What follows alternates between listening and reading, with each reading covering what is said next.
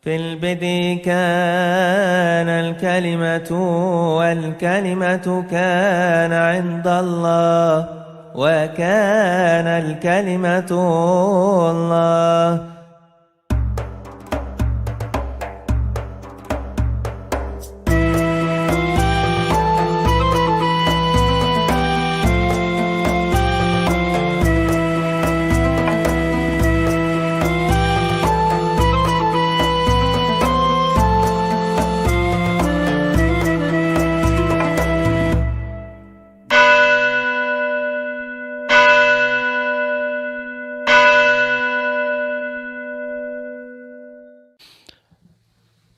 Assalamualaikum warahmatullahi wabarakatuh.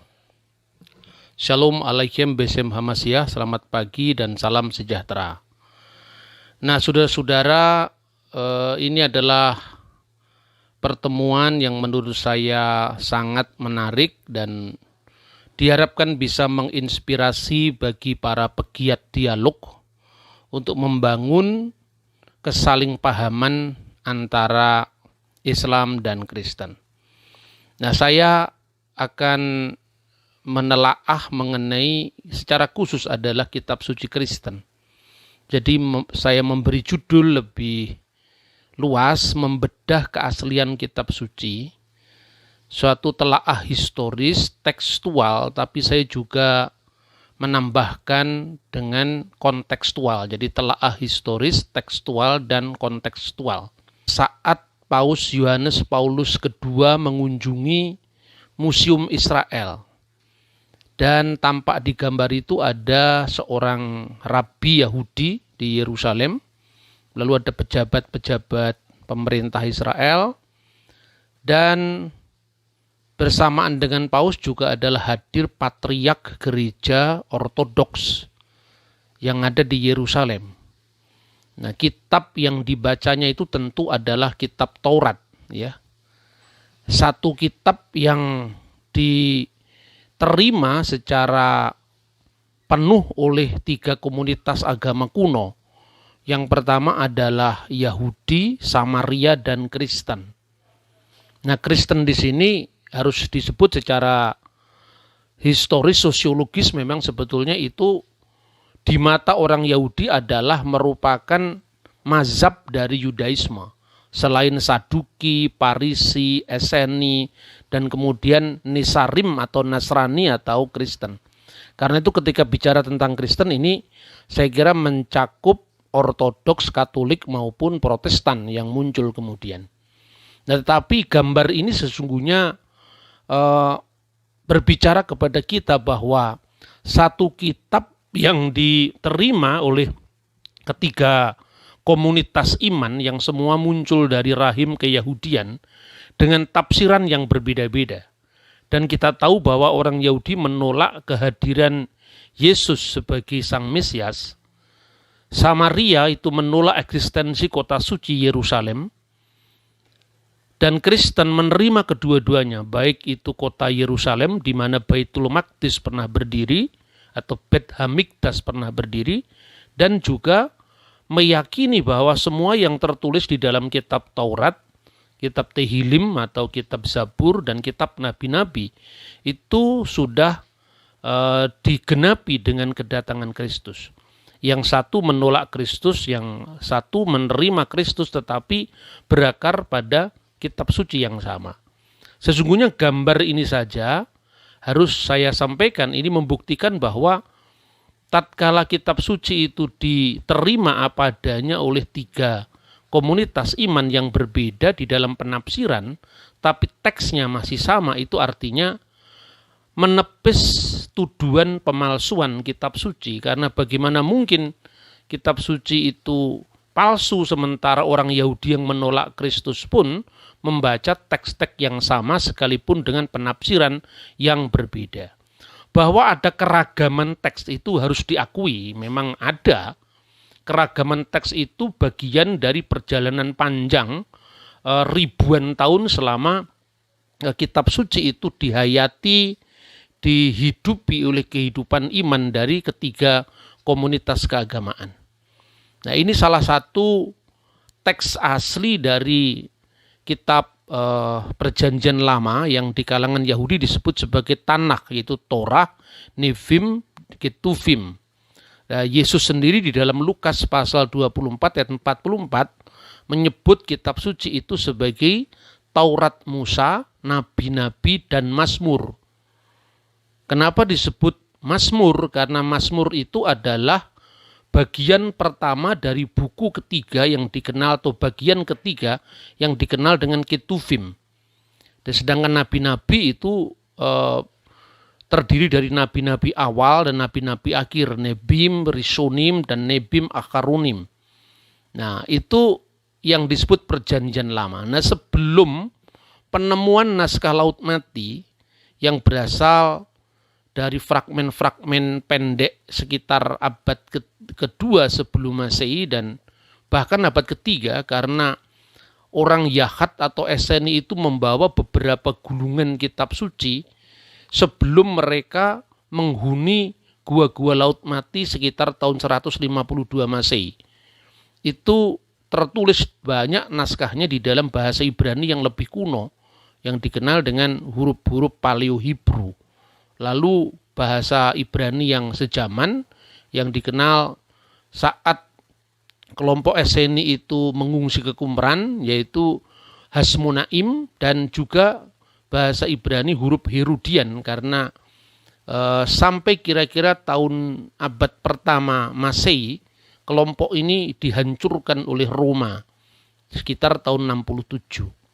Nah, sebelum naskah Qumran itu ditemukan, semua naskah Taurat, kitab nabi-nabi, dan Mazmur atau Tehillim atau Jabur itu semua berasal dari abad 9 sampai abad 11 setelah Masehi.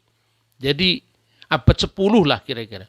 Tapi dengan penemuan teks Laut Mati, kita memiliki naskah yang 1000 tahun lebih tua dari naskah Masoretik yang selama ini dikenal. Baik itu di kalangan Yahudi, ya, naskah yang otoritatif diterima misalnya itu naskah Masoretik, dan oleh orang Kristen diterima utuh-utuh, dan biasanya di dalam edisi modern itu dikenal dengan Biblia Hebraica Stuttgartensia, teks-teks yang sama ini dengan penafsiran yang berbeda tentu saja.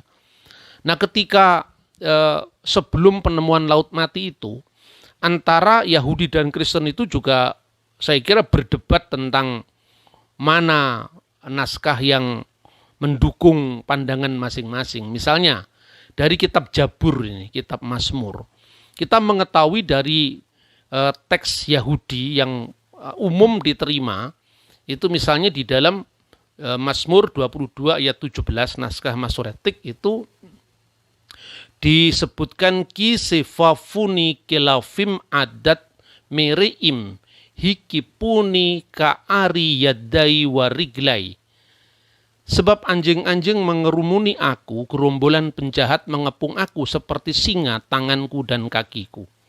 Tetapi kalau saudara membaca terjemahan Kristen, itu misalnya Lembaga Alkitab Indonesia, LAI atau King James, bagian yang berbunyi seperti singa tanganku dan kakiku itu berbunyi mereka menusuk tanganku dan kakiku, dan orang Kristen memahami itu sebagai nubuat tentang penyaliban Kristus.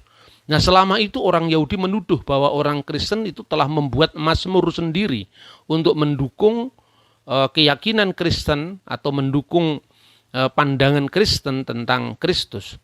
Tetapi baru-baru ini ditemukan yang namanya naskah Nahal Hefer, dan penemuan ini penemuan kesekian setelah penemuan pertama tahun 1947, di mana ada fragmen naskah yang memang bunyinya bukan kari tetapi karu. Di situ ada perbedaan huruf yod dan huruf waw. Kalau yod itu seperti koma terbalik itu di atas, kalau huruf waw itu adalah delewer ke bawah. Jadi ini problematik teks saya kira. Jadi teks-teks kuno itu kan seperti itu gitu loh. Jadi menurut saya tidak usahlah ada perdebatan-perdebatan yang terlalu menguras tenaga, saling mengolok, saling mengejek. Sebab bukti-bukti arkeologi itu bisa berbicara sendiri.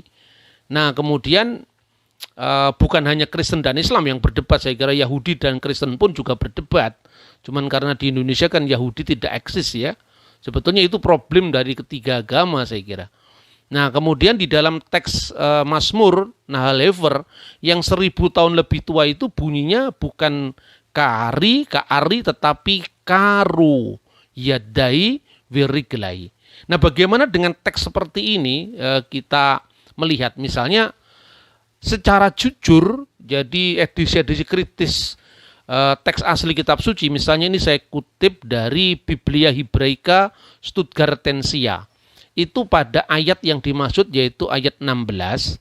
Di situ setelah kata karu itu ada kode, lalu di bawahnya di catatan kaki yang itu yang disebut kritikus aparatus, teks-teks yang yang ada beragam, ada kadang-kadang ada beragam bacaan, ada beragam tulisan ya. Itu namanya kritikus aparatus.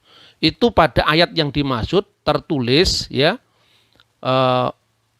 MSS itu manuskrip, maksudnya pauci, sejumlah kecil naskah Masoretik berbunyi karu dan 2 naskah Masoretik berbunyi karu ya dengan tanpa huruf alef. Artinya bahwa bacaan Kristen atau bacaan Kristen yang sebetulnya itu diambil dengan perbandingan Septuaginta, naskah Taurat yang berasal dari naskah Perjanjian Lama yang berasal dari abad ketiga sebelum Masehi, memang ada bacaan karu, mereka menusuk. Tetapi bacaan itu bacaan minoritas. Makanya ditulis dengan 2 naskah menyebut karu ya. Lalu sebagian kecil naskah menyebut karu yang artinya juga adalah menusuk. Jadi ini menurut saya melampaui sekedar perdebatan teologis, tetapi ini sesungguhnya kita harus berbicara dan berangkat dari bukti manuskrip. Lalu yang berikutnya ada problem tentang perkembangan bentuk tulisan. Jadi misalnya ini salah satu dari naskah Jabur atau Mazmur dari Laut Mati yang diberi kotak-kotak itu ya, itu penekanan yang saya berikan. Di situ ada kata Ha Elohim, huruf H, He ya, Alef, Lamet, Vav, He, Yod, Mim. Di sini ditulis dengan berapa huruf ini? 1, 2, 3, 4, 5, 6, 7 huruf dengan kata sandangnya. Tetapi kalau kita membaca di dalam edisi Taurat dan Zabur modern itu cuma ditulis dengan 6 huruf. Ha Elohim. Karena menentukan vokalisasi O itu memakai matres leksionis. O itu diwakili huruf Vav, kemudian Yod itu mewakili bacaan I, dan kemudian Alef mewakili bacaan A. Ini mirip sekali dengan bahasa Arab karena memang antara bahasa Ibrani dan bahasa Arab dan bahasa Aramaik itu kan satu rumpun ya. Dan saya kira Anda bisa bandingkan dengan Rosmul Utsmani, di mana misalnya kata sholat itu ditulis dengan huruf waw, tetapi ada yang membacanya, yang bacaannya semua sholat, tapi ada huruf wawu, ada huruf alif. Shot, lam, alif, ya, tak marbutoh, sholat. Tetapi ada yang tulisannya itu huruf waw, tapi di atasnya ada tanda bacaan A. Ini mirip sekali dengan problem teks-teks kuno, dan ini menurut saya adalah wilayah akademis yang menarik untuk digumuli, bukan diperdebatkan seperti ya tren-tren yang sekarang ini sebetulnya juga memprihatinkan, dan saya lebih dirugikan dalam situasi seperti ini, karena nama saya itu banyak di framing untuk perdebatan misalnya, padahal saya tidak pernah debat, dimanapun saya tidak pernah debat. Dari awal munculnya ISCS itu sebetulnya ada penyadaran ke dalam bagi orang Kristen, dan keluar itu adalah membangun dialog teologis seperti yang kami lakukan awal-awal dengan para Madinah, Cak Nur, Pak Komarudin Hidayat, dan itu lewat model-model perdebatan ini seolah-olah orang hanya membaca judulnya tanpa membaca isinya. Nah, tapi itulah era medsos yang tidak bisa dihindari. Kemudian yang berikut, melampaui teks menurut saya. Tetapi ketika bicara tentang kitab suci Kristen yang juga kitab suci Yahudi untuk konteks perjanjian lama, itu kitab yang berasal dari berbagai zaman.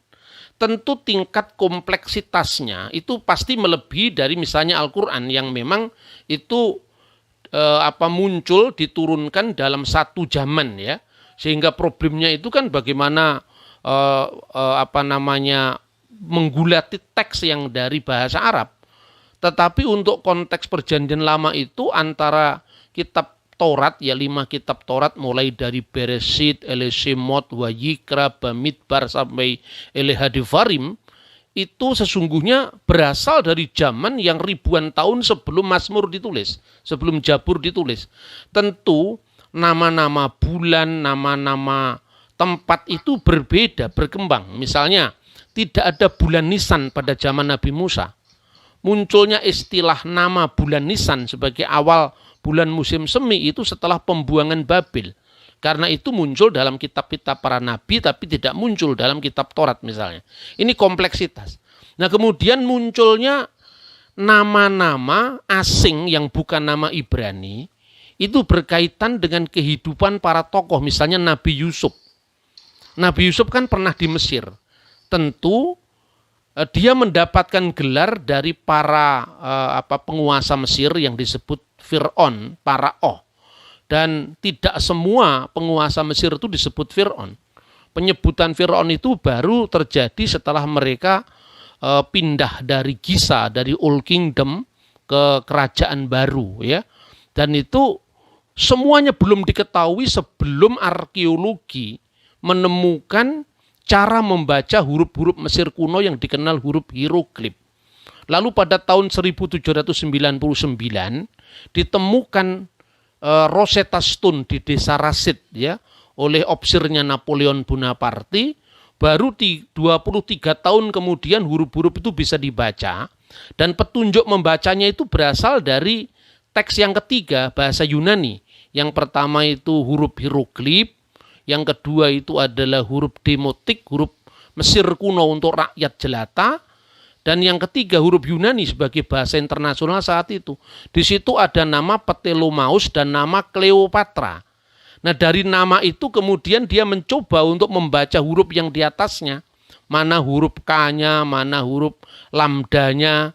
Ternyata ditemukan setelah 23 tahun seorang Katolik yang menemukan namanya Francis Champollion. Lalu mulai di situ orang mencoba memahami kitab suci tidak hanya dari sudut pandang teksnya, tapi dari konteksnya. Misalnya, ya, ketika awal pertama Champollion itu menemukan huruf hieroglif, dia sebetulnya hanya berangkat dari kitab Taurat, yaitu kitab Shemot 1 ayat 11, kitab Keluaran 1 ayat 11. Di situ ada kata Ramses. Lah Ramses itu kemudian dia cari mana?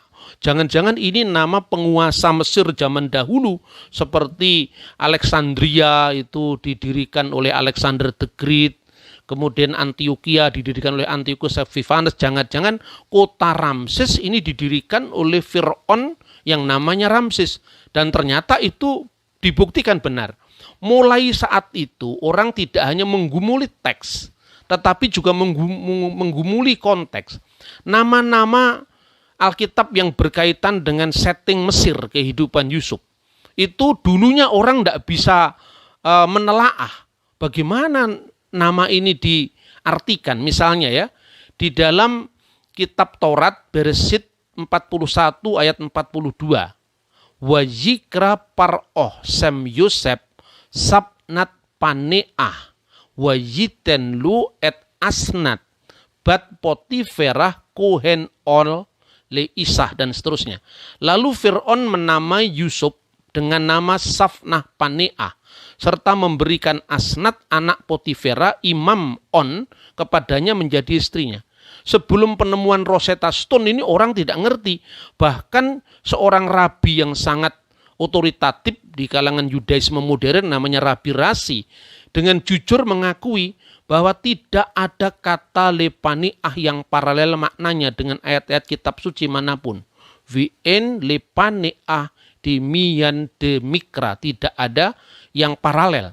Nah sekarang orang bisa melacak nama-nama Mesir kuno itu. Safnah Lipaniah itu mungkin berarti dia yang dipanggil hidup. Dan kata itu artinya kehidupan. Seperti muncul pada nama Fir'aun yang terkenal. Perintis monotisme pramusa. Yaitu Akhenaton, Akhenaten yang artinya hiduplah Aton.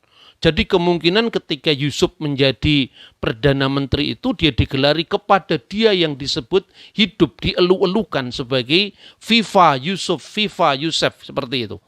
Nah ini tidak hanya bicara tentang teks, tapi ini bicara tentang konteks. Karena kalau hanya bicara tentang teks, seorang Rabi Yahudi yang native speaker Ibrani pun tidak bisa membaca teks-teks yang bersangkutan. Kemudian Asnat, istrinya Yusuf, itu sesungguhnya nama Mesir yang artinya kekasih Nait, dan Nait itu Dewi Mesir. Seperti kalau orang Indonesia Kristen tapi namanya misalnya Dewi Sri, padahal Dewi Sri itu adalah Dewi Hindu saktinya Sang Hyang Wisnu. Tetapi depannya karena sudah ada nama Maria Magdalena, sudah bertobat, sudah dibaptis, seperti itu. Atau nama misalnya Dewi Karimah, nama-nama istrinya para Sunan Wali Songo. Ya, Karimahnya Arab tapi Dewinya itu masih istilah Hindu. Tetapi itu inkulturasi budaya yang menurut saya sangat menarik. Nah nama mertuanya, kata Ra pada Potifera itu adalah dewa matahari. Jadi Potifera yang memberikan adalah dewa matahari. Jadi dewa matahari telah memberikan. Jadi sebetulnya agama-agama Semitik itu jangan terlalu asik dengan tuduhan agama-agama non-Semitik sebagai agama berhala dan sebagainya. Sesungguhnya dalam proses bahasa kita ini saling meminjam. Ketika orang Islam menerjemahkan ayat-ayat Quran, misalnya ya ayyuhan nas diterjemahkan wahai manusia. Lupakah kita bahwa kata manusia itu Adam dan Hawanya orang Hindu? Manu dan Syatarupa, manusia. Itu kan Hindu. Tetapi karena sudah mengalami dehinduisasi, kita merasa itu sudah jadi bahasa Indonesia. Begitu juga sebetulnya bahasa Arab pinjam bahasa Ibrani, Ibrani pinjam bahasa Akadia, itu sesungguhnya sesuatu hal dalam proses sejarah yang tidak bisa dihindari. Kemudian kota On itu kemudian ditemukan dalam sebuah prasasti yang disebut Hemiyunu, yang beberapa orang salah membaca sebagai Haman. Sebetulnya bacaannya Hemiyunu yang artinya imam on. Yunu itu on, itu proses yang disebut juga matres leksionis tadi. Karena huruf W itu artinya bunyi O. Itulah problem teks untuk Perjanjian Lama.